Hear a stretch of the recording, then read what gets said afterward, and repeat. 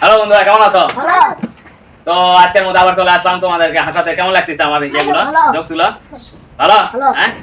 তো সেদিন আমি আমার কলেজের ম্যাডামকে বললাম যে ম্যাডাম, 600 টাকা পিকনিকের চাঁদা আমার জন্য একটু বেশি হয়ে যায়, আপনি 500 টাকা পিকনিকের চাঁদা নেন। তাই শুনে ম্যাডাম বলতেছে, তুমি কি বললা? আমি শুনতে পাইনি, আবার বলো। তাই শুনে আমি ম্যাডামকে বললাম যে ম্যাডাম, 600 টাকা পিকনিকের চাঁদা আমার জন্য একটু বেশি হয়ে যায়, আপনি 100 টাকা পিকনিকের চাঁদা নেন। তাই শুনে ম্যাডাম বলতেছে, না, তুমি আগে যেটা বললা 500 টাকা, ওটাই দাও।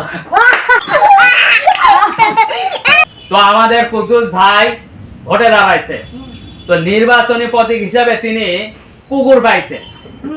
তো প্রিন্ট মিস্টেকের কারণে যখন পোস্টার ছাপানো হলো, তখন কুকুরের জায়গায় কুদ্দুস আর কুদ্দুসের জায়গায় ভুল করে কুকুর ছাপানো হয়েছে।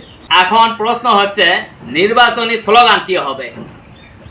কুকুর ভাইকে কুদ্দুস মার্কায় ভোট দিন। তো সেদিন দেখে আমাদের তুলি ভাবে কান্না করতেছে। তো তাই দেখে তাকে আমি বললাম যে আপনি কান্না করতেছেন কেন? তো বলতেছে, কারণ আমার ডেকি মুরগি মারা গেছে।